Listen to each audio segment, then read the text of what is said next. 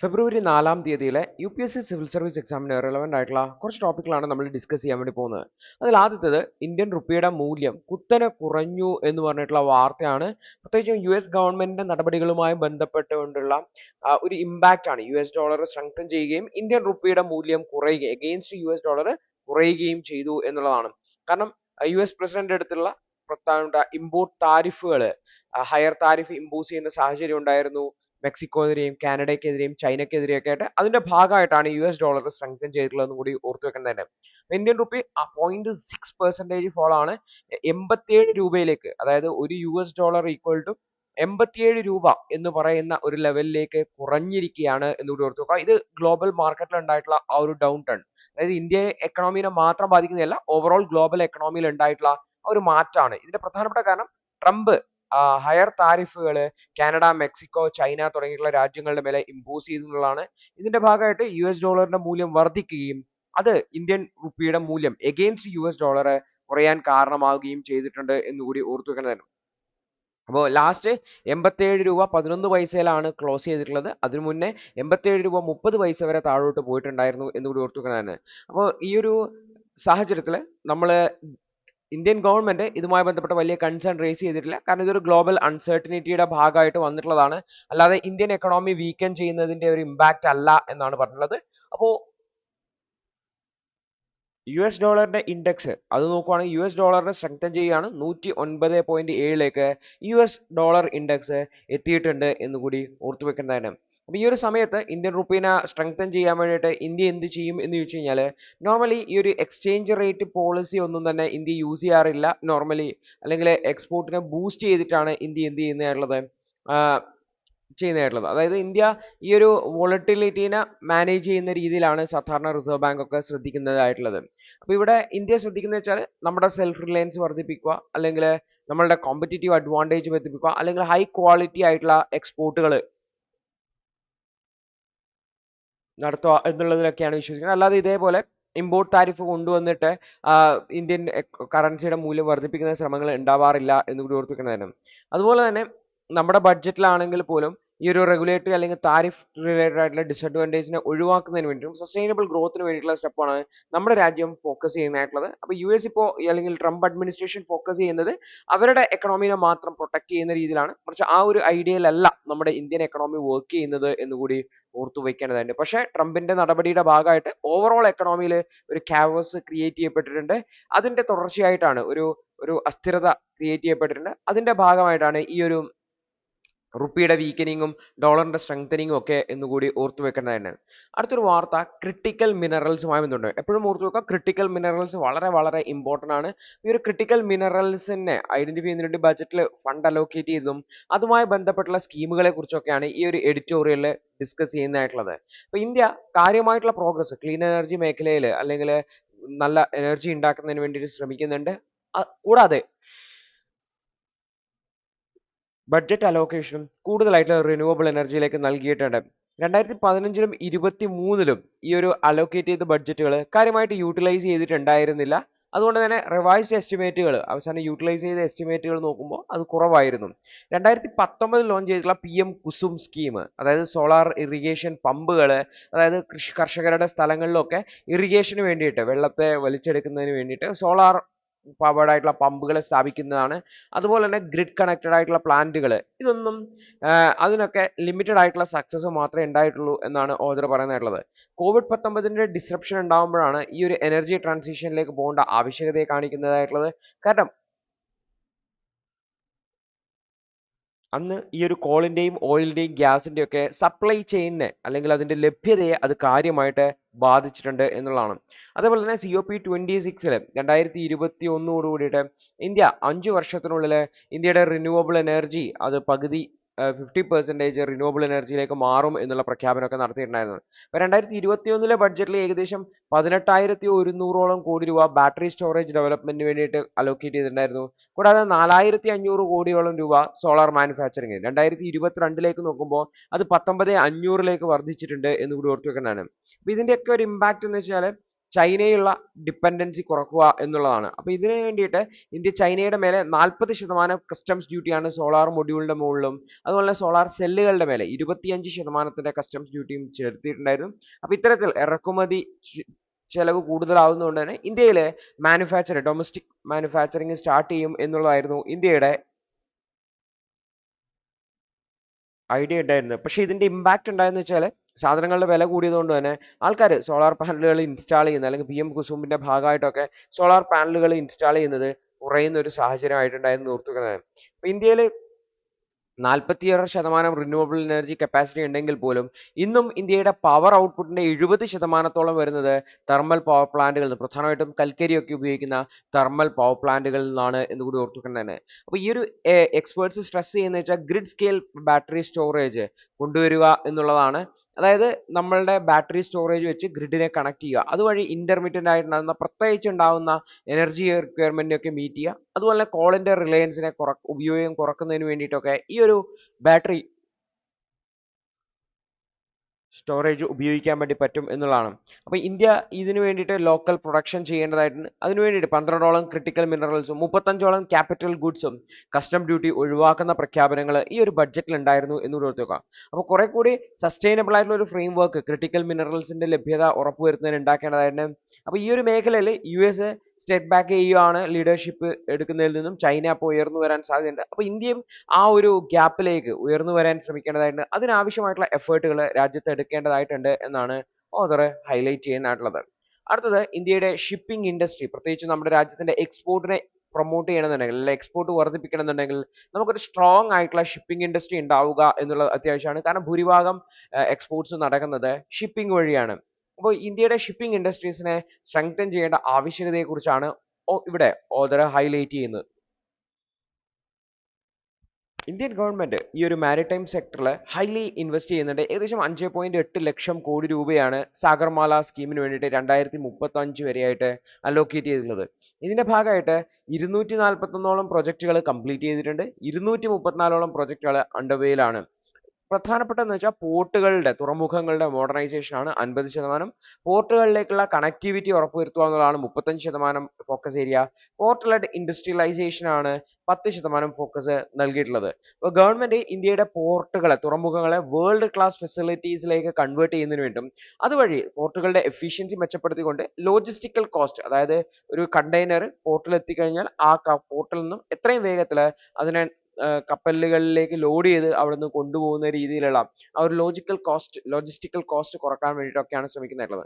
ഇന്ത്യയുടെ GDP 2016-23 കാലഘട്ടത്തില് 43% വർധനം ഉണ്ടായിട്ടുണ്ട് എങ്കിൽ എക്സ്പോർട്ട് ഇമ്പോർട്ട് ഒക്കെ 77% വർധനമാണ് ഉണ്ടായിട്ടുള്ളത്. അപ്പോൾ ഈ ഒരു നല്ലൊരു വളർച്ച ഉണ്ടായിട്ടുണ്ടെങ്കിൽ പോലും ഈ ഷിപ്പിംഗ് ഇൻഡസ്ട്രി വളരെ സ്റ്റാഗ്നന്റ് ആണ്. അതായത് കാർഗോ ഹാൻഡിൽ ചെയ്യുന്നതെന്ന് വെച്ചാൽ 14% ഇൻക്രീസ് മാത്രമാണ് ഉണ്ടായിട്ടുള്ളത്.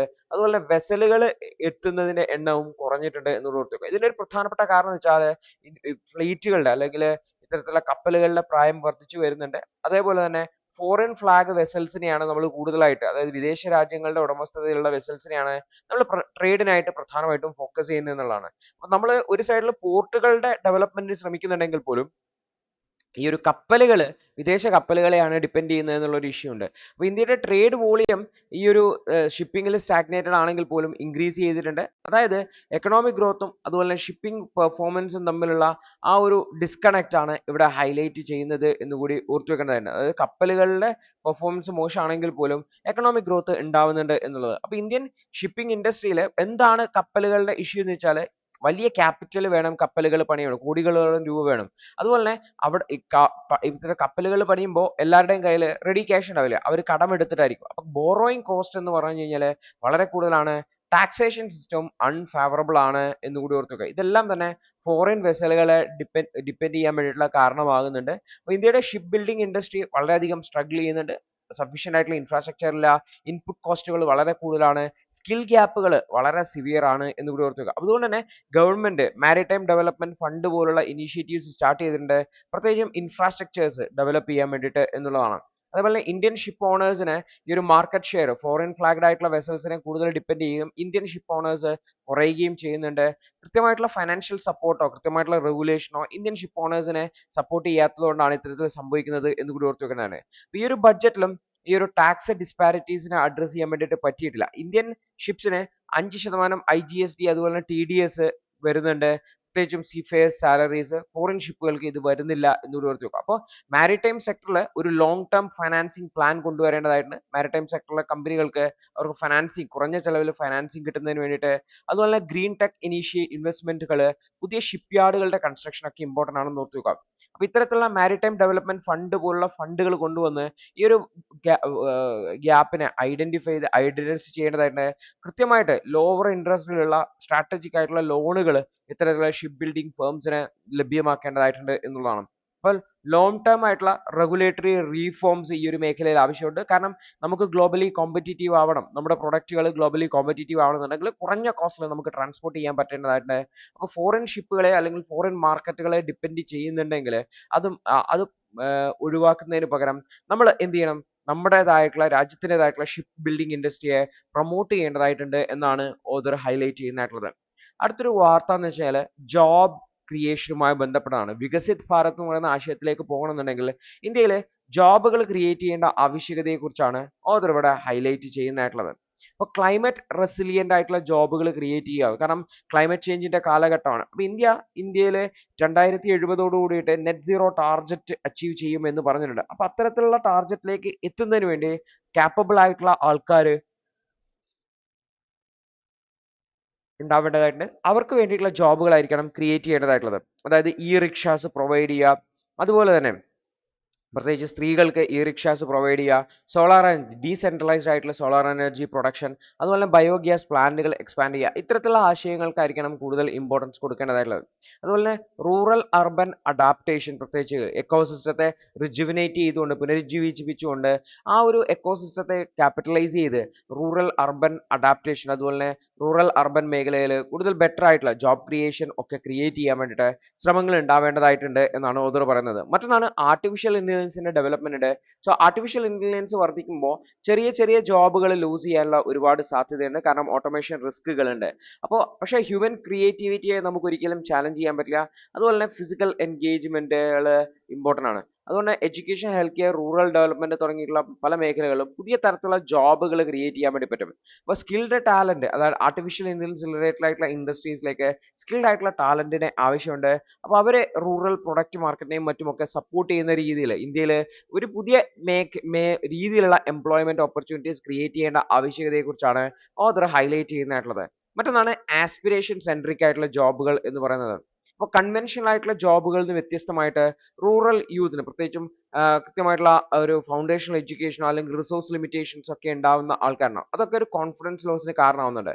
അതിന് വേണ്ടിയിട്ട് ഓഫ് ഫാം ജോബുകൾ, ഇൻഫ്രാസ്ട്രക്ചർ ഡെവലപ്മെന്റ് പ്രൊജക്റ്റുകളൊക്കെ കൊണ്ടുവരിക, അതായത് പാക്കിംഗ് ഹൗസുകൾ, അങ്ങനെയുള്ള ഈ ഒരു ഫുഡ് വാല്യൂ അഡീഷൻസ് ഒക്കെ ചെയ്യുന്ന അല്ലെങ്കിൽ ഫുഡ് പ്രോസസ്സിംഗ് ഇൻഡസ്ട്രീസിലൊക്കെ കൂടുതൽ ഫോക്കസ് ചെയ്യുകയാണെങ്കിൽ ഒരുപാട് പേർക്ക് തൊഴിൽ കൊടുക്കാൻ വേണ്ടി പറ്റും. അതുകൂടാതെ വലിയ വരുമാനം ഉണ്ടാക്കാൻ പറ്റുന്ന ഒരു മേഖലയാണ് ഫുഡ് പ്രോസസ്സിംഗ് ഇൻഡസ്ട്രി എന്ന് കൂടി ഓർത്ത് വെക്കുന്നത്.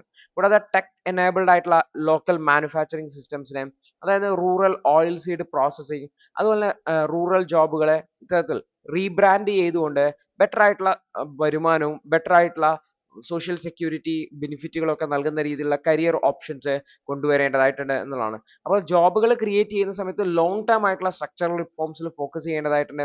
അപ്പോൾ ഇപ്പോൾ ടെമ്പററി, അതായത് 12 ലക്ഷം വരെ ടാക്സ് വേണ്ട എന്ന് പറഞ്ഞുകൊണ്ട് ടാക്സ് റിലീഫ് നൽകുന്നത് ടെമ്പററി സൊല്യൂഷൻ മാത്രമാണ്. അർബൻ ഡിമാൻഡിനെ മീറ്റ് ചെയ്യണമെന്നുണ്ടെങ്കിൽ നമ്മുടെ രാജ്യത്തിന്റെ പ്രൊഡക്റ്റ് വർദ്ധിപ്പിക്കേണ്ടതായിട്ട്, കൂടുതൽ തൊഴിലുകൾ ക്രിയേറ്റ് ചെയ്യേണ്ടതായിട്ട്. അപ്പോൾ ലോങ് ടേം റീഫോംസ് വളരെ അത്യാവശ്യമാണ് സസ്റ്റൈനബിൾ ആയിട്ടുള്ള രീതിയിൽ ജോബ് ക്രിയേറ്റ് ചെയ്യാൻ എന്നാണ് ഈ ഒരു ആർട്ടിക്കിളിൽ ഓദർ ഹൈലൈറ്റ് ചെയ്തിട്ടുള്ളത്. അപ്പോൾ ക്ലൈമറ്റ് റെസിലിയന്റ് ആയിട്ടുള്ള, ആർട്ടിഫിഷ്യൽ ഇന്റലിജൻസ് റെസിലിയന്റ് ആയിട്ടുള്ള, ആസ്പിരേഷൻ സെൻട്രിക് ആയിട്ടുള്ള ജോബുകൾ ക്രിയേറ്റ് ചെയ്തുകൊണ്ട് ഒരു സ്ട്രോങ്ങർ ആയിട്ടുള്ള എക്കണോമിയും വർക്ക് ഫോഴ്സിനെയും ക്രിയേറ്റ് ചെയ്യാൻ ആവശ്യമായിട്ടുള്ള എഫേർട്ട് ഉണ്ടാവണം എന്നാണ് ഓദർ ഹൈലൈറ്റ് ചെയ്യുന്നതായിട്ടുള്ളത്. അപ്പോൾ അടുത്തൊരു വാർത്ത എന്ന് വെച്ചാൽ മെന്റൽ ഹെൽത്തുമായി ബന്ധപ്പെട്ടാണ്. പലപ്പോഴും ആരും പരിഗണിക്കാത്ത ഒരു വിഷയമാണ് മെന്റൽ ഹെൽത്ത് അല്ലെങ്കിൽ മാനസിക ആരോഗ്യം എന്ന് പറയുന്നത്. നമ്മളെപ്പോഴും ഫിസിക്കൽ ഹെൽത്തിന് മേലെ മാത്രമാണ്, ശാരീരികമായിട്ടുള്ള ഫിസിക്കൽ ഹെൽത്തിന് മേലെ മാത്രമാണ് ആൾക്കാർ ഫോക്കസ് ചെയ്യാറുള്ളത് എന്ന് കൂടി ഓർത്ത് വെക്കുന്നത് തന്നെ. ഇപ്പോൾ മിനിസ്ട്രി ഓഫ് ലേബർ പ്ലാൻ ചെയ്യുന്നുണ്ട് 2025 മാർച്ച് 31 മുന്നേ ഒരു ലേബർ കോഡ് പബ്ലിഷ് ചെയ്യുന്നതിന് വേണ്ടിയിട്ട്. അപ്പോൾ ഇതിൽ കൃത്യമായിട്ടുള്ള ഒരു ലയബിലിറ്റി ബേസ്ഡ് ആയിട്ടുള്ള ഫ്രെയിം വർക്ക്, അതിൽ മെന്റൽ ഹെൽത്തിനെയും അഡ്രസ്സ് ചെയ്യുന്ന രീതിയിൽ വേണം, പ്രത്യേകിച്ചും ബ്ലൂ കോളർ ജോബിലുള്ള ആൾക്കാർക്ക് എന്ന് കൂടി ഓർത്തിരിക്കുന്നതിന്. അപ്പം മെന്റൽ ഹെൽത്ത് എക്കണോമിക് സർവേയിൽ മെന്റൽ ഹെൽത്തിനെ ഒരു നാഷണൽ ഡെവലപ്മെന്റിന് വേണ്ടിയിട്ടുള്ള ഒരു ഡ്രൈവർ ആയിട്ട് 2024 എക്കണോമിക് സർവേയിൽ ഹൈലൈറ്റ് ചെയ്തിട്ടുണ്ട്. അപ്പോൾ ഇന്ത്യയിൽ ഏകദേശം 10.6% അഡൾട്ടുകൾ മെന്റൽ ഡിസോർഡേഴ്സ് ഉള്ളതാണ്. അതിൽ വലിയൊരു സിഗ്നിഫിക്കന്റ് ആയിട്ടുള്ള ട്രീറ്റ്മെന്റ് ഗ്യാപ്പ് ഉണ്ടെന്ന് ഓർത്തുവെക്കുക. പല ആൾക്കാർക്കും കൃത്യമായിട്ടുള്ള ട്രീറ്റ്മെന്റ് കിട്ടുന്നില്ല, കാരണം അവർക്ക് അറിയില്ല അവർക്ക് മെന്റൽ ഹെൽത്തിന് ഇഷ്യൂസ് ഉണ്ട് എന്നുള്ളതാണ്. അപ്പം നിലവിലുള്ള ലേബർ കോഡുകളിൽ പ്രധാനമായിട്ടും ഫിസിക്കൽ സേഫ്റ്റിയെ മാത്രമാണ് ഫോക്കസ് ചെയ്യുന്നത്. മെന്റൽ സേഫ്റ്റി അല്ലെങ്കിൽ മെന്റൽ വെൽബീയിങ് എന്ന് പറയുന്നതിനെ, മാനസിക ആരോഗ്യം എന്ന് പറയുന്നതിനെ കാര്യമായിട്ട് പരിഗണിക്കുന്നില്ല. ഈവൻ എംപ്ലോയ്മെന്റ് ഇഞ്ചുറി എന്ന് പറഞ്ഞാലും അതിൽ ഈ ഒരു മെന്റൽ സ്ട്രെയിനോ അല്ലെങ്കിൽ സ്ട്രെസ്സോ ഒക്യുപ്പേഷണൽ ഡിസീസുകളെ ഒന്നും കവർ ചെയ്യുന്നില്ല. മറിച്ച് ഫിസിക്കൽ ആയിട്ട് ഉണ്ടാവുന്ന ഇഞ്ചുറീസിനെ മാത്രമാണ് കവർ ചെയ്യുന്നത്. അപ്പോൾ ഈ ഒരു വൈറ്റ് കോളർ കമ്പനീസും അതുപോലെ തന്നെ ഈ ഒരു ബ്ലൂ കോളർ വർക്കേഴ്സും ഒക്കെ ഈ ഒരു മെന്റൽ ഹെൽത്തുമായി ബന്ധപ്പെട്ടുള്ള കാര്യങ്ങളിൽ കൃത്യമായിട്ടുള്ള പരിഗണന കിട്ടേണ്ടതാണ്. Even white collar job office ജോബുകളുള്ള ആൾക്കാർക്ക് മെന്റൽ ഹെൽത്ത് ട്രീറ്റ്മെന്റ് കുറച്ചുകൂടി ബെറ്റർ ആയിട്ട് കിട്ടുന്നുണ്ടെങ്കിൽ ബ്ലൂ കോളർ വർക്കേഴ്സിന് ഇത് വളരെ ലിമിറ്റഡ് ആണ് എന്നാണ് ഓഥർ ഹൈലൈറ്റ് ചെയ്യുന്നുള്ളത്. ഗവൺമെന്റ് ടെലിമാനസ് പോലുള്ള സിസ്റ്റംസ് കൊണ്ടുവന്നിട്ടുണ്ട്. അത് നമുക്ക് ഫോൺ വിളിച്ച് സംസാരിച്ച് ഡോക്ടറുമായിട്ടൊക്കെ സംസാരിക്കാൻ വേണ്ടി പറ്റും. അതിനെയാണ് ടെലിമാനസ് എന്ന് പറയുന്നത്. മാനസിക ആരോഗ്യം മെച്ചപ്പെടുത്തുന്നതിന് വേണ്ടിയിട്ടാണ്. പക്ഷേ അതൊന്നും സഫീഷ്യന്റ് അല്ല എന്നാണ് പറയുന്നത്. അതുകൊണ്ട് കുറച്ചുകൂടി ബെറ്റർ ആയിട്ടുള്ള ഒരു ലെജിസ്ലേറ്റീവ് ഫ്രെയിം വർക്ക്, അതായത് റൈറ്റ്സ് ആൻഡ് ഡ്യൂട്ടീസ് ബേസ്ഡ് ആയിട്ടുള്ള ഒരു ലെജിസ്ലേറ്റീവ് ഫ്രെയിം വർക്ക് കൊണ്ടുവരിക എന്നുള്ളതാണ്. അതായത് ഈ ഒരു കോഡ് പോലെ കൊണ്ടുവരിക എന്നുള്ളതാണ്. അതുപോലെ തന്നെ ഒക്യുപ്പേഷണൽ ഡിസീസുകളുടെ ലിസ്റ്റിലേക്ക് മെന്റൽ ഹെൽത്ത് റിലേറ്റഡ് ആയിട്ടുള്ള റിസ്കുകളെയും ഉൾപ്പെടുത്തുക എന്നുള്ളതാണ്. അപ്പോൾ എംപ്ലോയേഴ്സുമായിട്ടും വർക്കേഴ്സുമായിട്ടും ഒക്കെ കൊലാബറേറ്റ് ചെയ്യുന്നുണ്ട്. അതുകൊണ്ട് മെന്റൽ ഹെൽത്ത് പ്രൊഫഷണൽസ് ആയിട്ടൊക്കെ കൊലാബറേറ്റ് ചെയ്തുകൊണ്ട് കൃത്യമായിട്ട് ഈ ഒരു മെന്റൽ ഹെൽത്തിനെ ഏർലി ഐഡന്റിഫൈ ചെയ്യുന്നുണ്ട്, അതിന് കൃത്യമായിട്ടുള്ള ട്രീറ്റ്മെന്റുകൾ ലഭിക്കുന്നുണ്ടെന്ന് ഉറപ്പുവരുത്തുക. അതുപോലെ മെന്റൽ ഹെൽത്ത് പ്രോഗ്രാമുകൾ, ഈ ഒരു ടെലിമാനസ് പോലുള്ള പ്രോഗ്രാമുകളെ അതിനെ വർക്ക് പ്ലേസിലേക്ക് കൂടി കൊണ്ടുവരുന്നതിന് ആവശ്യമായിട്ടുള്ള അവയർനെസ്സും മറ്റുമൊക്കെ നൽകി ആൾക്കാരെ ഈ ടെലിമാനസ് എന്ന് പറയുന്ന സംഭവം ഉണ്ട് എന്നും അതിന്റെ ഉപയോഗപ്പെടുത്താം എന്നുള്ളതും ആൾക്കാരെ മനസ്സിലാക്കി കൊടുക്കുക. അതുപോലെ ഈ ഒരു ബ്ലൂ കോളർ വർക്കേഴ്സും അവരെയും മെന്റൽ ഹെൽത്ത് ഇനീഷ്യേറ്റീവ്സിന്റെ ഒരു പ്രധാനപ്പെട്ട ഭാഗമാക്കിയെടുത്ത് അവർക്കും ആവശ്യമായിട്ടുള്ള രീതിയിലുള്ള ട്രീറ്റ്മെന്റ് ഫെസിലിറ്റീസ് നൽകുക എന്നുള്ളതാണ്.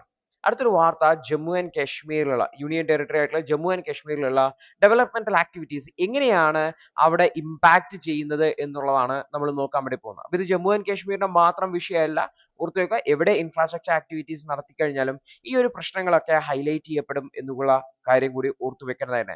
അപ്പോൾ ജമ്മു ആൻഡ് കാശ്മീരിൽ ഹൈവേയുടെ ഡെവലപ്മെന്റ് നടക്കുന്നുണ്ട്. അതുപോലെ തന്നെ ഒരു സാറ്റലൈറ്റ് ടൗൺഷിപ്പ് പ്രൊജക്ടുകൾ നടക്കുന്നുണ്ട്. ഇത് ജമ്മു ആൻഡ് കാശ്മീരിന്റെ അഗ്രേറിയൻ എക്കണോമിനെ, കാർഷിക മേഖലയെ കാര്യമായിട്ട് ബാധിക്കുന്നുണ്ട് എന്നാണ് ഓഥർ ഹൈലൈറ്റ് ചെയ്യുന്നത്. ഏകദേശം 80% ആൾക്കാർ ജമ്മു ആൻഡ് കാശ്മീരിൽ അഗ്രികൾച്ചറിനെ ഡിപ്പെൻഡ് ചെയ്തിട്ടുള്ളതാണ്. അപ്പോൾ ഈ ഒരു പ്രൊജക്ടുകൾക്ക് വേണ്ടിയിട്ട് ഭൂമി അക്വയർ ചെയ്യേണ്ടതായിട്ട് ഏകദേശം 900 ഏക്കറോളം സെമി റിംഗ് റോഡിന് വേണ്ടിയിട്ട് അക്വയർ ചെയ്തിട്ടുണ്ട്. അവിടെയുള്ള കൃഷിക്കാരെയൊക്കെ തന്നെ അവർ ഡിസ്പ്ലേസ് ചെയ്തു, സ്ഥലം അവിടെ നിന്ന് മാറി താമസിക്കാൻ ആവശ്യപ്പെട്ടു. അതുപോലെ അവിടെയുള്ള അഗ്രികൾച്ചറൽ ലാൻഡിനെ മൊത്തം ഡിസ്ട്രോയ് ചെയ്യുന്ന സാഹചര്യമാണ്. അതായത് ആപ്പിളും പിയർ ഓർക്കാഡ്സും ഒക്കെ കൃഷി ചെയ്യുന്ന സ്ഥലങ്ങളെയാണ് ഇവരെ ഇല്ലാതാക്കിയിട്ടുള്ളതെന്നും കൂടി ഓർത്ത് വെക്കുക. അപ്പോൾ ഫാമേഴ്സിനാണെങ്കിൽ ലാൻഡ് അക്വിസിഷൻ ആക്ട് പ്രകാരം കൃത്യമായിട്ടുള്ള കോമ്പൻസേഷൻ കിട്ടാൻ അർഹതയുണ്ടെങ്കിൽ പോലും കൃത്യമായിട്ടുള്ള കോമ്പൻസേഷൻ നൽകിയിട്ടില്ല എന്നുള്ളതും അവിടെ ഒരു ഡിസാറ്റിസ്ഫാക്ഷൻ ഉണ്ട്. അതുപോലെ എക്കണോമിക് ഡിസ്ട്രസിനും കാരണമായിട്ടുണ്ട് എന്നുകൂടി ഓർത്തു വെക്കേണ്ടതാണ്. അപ്പോൾ കൺസ്ട്രക്ഷൻ വർക്കിന്റെ ഇടയിൽ അവിടെ ജമ്മു ആൻഡ് കാശ്മീരിലെ വളരെ ഫ്രജൽ ആയിട്ടുള്ള എക്കോസിസ്റ്റത്തെ ബാധിക്കുന്നുണ്ട്. അവിടുത്തെ സോയിൽ ഇറോഷൻ വർദ്ധിക്കുന്നുണ്ട്. അതുപോലെ അഗ്രികൾച്ചറൽ പ്രൊഡക്ടിവിറ്റി ഒക്കെ കുറയുന്നതിന് വേണ്ടിയിട്ടും ഈ ഒരു ഇൻഫ്രാസ്ട്രക്ചർ വർക്കുകളും അതിന്റെ ഭാഗമായിട്ടുള്ള ഇഷ്യൂസും ഒക്കെ കാരണമായിട്ടുണ്ട് എന്നുള്ളതാണ്. അവിടുത്തെ ഗ്രീൻ കവർ കാര്യമായിട്ട് കുറഞ്ഞിട്ടുണ്ട്. വൈൽഡ് ലൈഫ്, ഈ ഒരു മരങ്ങളൊക്കെ വെട്ടി നശിപ്പിക്കും, ഇത്രയും ഏരിയയുള്ള മരങ്ങളൊക്കെ വെട്ടി നശിപ്പിക്കുമ്പോൾ അവിടുത്തെ വൈൽഡ് ലൈഫും ഡിസ്പ്ലേസ് ചെയ്യേണ്ട കാരണമായിട്ടുണ്ട് എന്ന് കൂടി ഓർത്ത് വെക്കുകയാണ്. അപ്പോൾ ഒരു സൈഡിൽ നമ്മൾ ഇൻഫ്രാസ്ട്രക്ചർ ഇംപ്രൂവ് ചെയ്യാൻ വേണ്ടി ശ്രമിക്കുന്ന സമയത്ത് അത് ലോങ് ടേം ആയിട്ട് ഇക്കോളജിക്കൽ ഡാമേജ് ഉണ്ടാക്കുന്നു, എൻവയോൺമെന്റിന് വലിയ ഡാമേജ് ഉണ്ടാക്കുന്നു എന്ന് ഓർത്ത് വെക്കുന്നത് തന്നെ.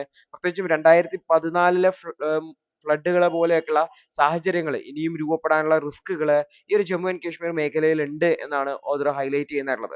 അപ്പോൾ ഈ ഒരു വിഷയത്തിൽ ഏർജന്റ് ആയിട്ടുള്ള ആക്ഷൻ വേണം. കാരണം നമ്മൾ പ്രൊജക്ട് നടത്തുമ്പോൾ അതിന്റെ എക്കണോമിക്കൽ ആയിട്ടുള്ള ബെനിഫിറ്റുകളെ മാത്രം നോക്കിയിട്ട് കാര്യമില്ല, സോഷ്യൽ അതുപോലെ എക്കോളജിക്കൽ കോൺസിക്വൻസുകളെ പരിശോധിക്കേണ്ടതായിട്ടുണ്ട്.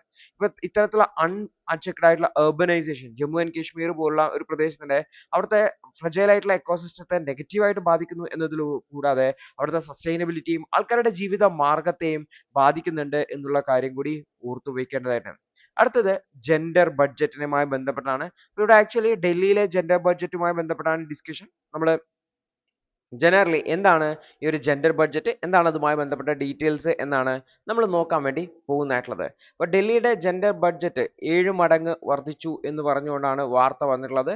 അപ്പോൾ ഇത് 2011-12 10 ബില്യൺ ഇന്ത്യൻ രൂപയാണെന്നുണ്ടെങ്കിൽ, അതായത് ഇത് 71 ബില്യൺ ഇന്ത്യൻ രൂപയിലേക്ക് 2024-25 എത്തി എന്നുള്ളതാണ്. അപ്പോൾ സ്ത്രീകളുടെ എഡ്യൂക്കേഷന് വേണ്ടിയിട്ടുള്ള അലോക്കേഷൻ ഡിക്രീസ് ചെയ്തിട്ടുണ്ട് കഴിഞ്ഞ വർഷങ്ങളിൽ. 2017-18 മുതൽ 24 ബില്യൺ ഇന്ത്യൻ രൂപ അലോക്കേറ്റ് ചെയ്തിട്ടുണ്ടെങ്കിൽ 2024-25 അത് 18 ബില്യൺ ഇന്ത്യൻ രൂപയിലേക്ക്, ബില്യൺ എന്ന് വെച്ചാൽ 100 കോടിയാണ്, ഓക്കെ, 100 കോടിയിലേക്ക് 18 ബില്യണിലേക്ക് കുറഞ്ഞിട്ടുണ്ട് എന്ന് കൂടി ഓർത്ത് വെക്കുന്നത്.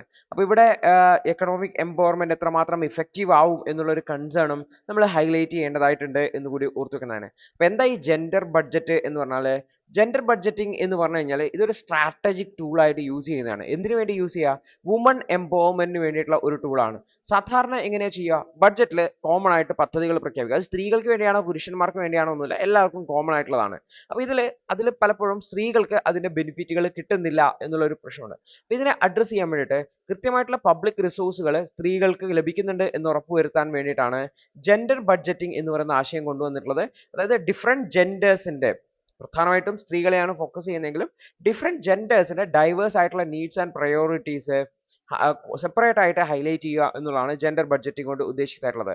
ഓർത്ത് വെക്കുക, ജെൻഡർ ബഡ്ജറ്റിംഗ് എന്ന് പറഞ്ഞാൽ സെപ്പറേറ്റ് ബഡ്ജറ്റുകളല്ല. ഓക്കെ, ഇവിടെ സെപ്പറേറ്റ് ബഡ്ജറ്റ് സ്ത്രീകൾക്ക് വേണ്ടി ഉണ്ടാക്കുന്നതല്ല, മറിച്ച് നോർമൽ ബഡ്ജറ്റിൽ തന്നെ സ്ത്രീകളുടെ സ്പെസിഫിക് നീഡുകളെ മീറ്റ് ചെയ്യുന്ന രീതിയിൽ ബഡ്ജറ്ററി ഫ്രെയിംവർക്കിൽ ഇൻക്ലൂഡ് ചെയ്യുക എന്നുള്ളതാണ്. ഉദാഹരണത്തിന് ഫീഡ് ചെയ്യാൻ വേണ്ടിയിട്ടുള്ള സ്ഥലം, അതായത് കുട്ടികളെ ഫീഡ് ചെയ്യാൻ വേണ്ടിയിട്ടുള്ള സ്ഥലം അലോക്കേറ്റ് ചെയ്യുക എന്നുള്ളത് സ്ത്രീകളുടെ ആവശ്യങ്ങൾ മീറ്റ് ചെയ്യുക. അതുപോലെ തന്നെ സ്ത്രീകൾക്ക് വേണ്ടിയിട്ടുള്ള ടോയ്ലറ്റുകളുടെ ഡെവലപ്മെന്റ് ചെറിയ ചെറിയ ഉദാഹരണങ്ങളാണ്. അതുപോലെ സ്ത്രീകൾക്ക് വേണ്ടിയിട്ടുള്ള എഡ്യൂക്കേഷൻ സപ്പോർട്ട് പ്രോഗ്രാമുകൾ, അതായത് നോർമലായിട്ട് നടക്കുന്ന പ്രോഗ്രാമിന്റെ കൂടെ തന്നെ ഒരു പ്രത്യേക എമൗണ്ട് സ്ത്രീകൾക്ക് മാത്രമായിട്ട് മാറ്റിവെക്കുന്ന സാഹചര്യം. അതുവഴി എന്താ ചെയ്യാൻ പറ്റുക എന്ന് വെച്ചാൽ, ഇത്തരത്തിൽ പ്രത്യേകമായി മാറ്റിവെക്കുന്നുണ്ട് അതിനെ വളരെ വ്യക്തമായിട്ട് ട്രാക്ക് ചെയ്യാൻ വേണ്ടി പറ്റും അത് ഇംപ്ലിമെന്റ് ചെയ്യുന്നുണ്ടോ എന്നുള്ളത്.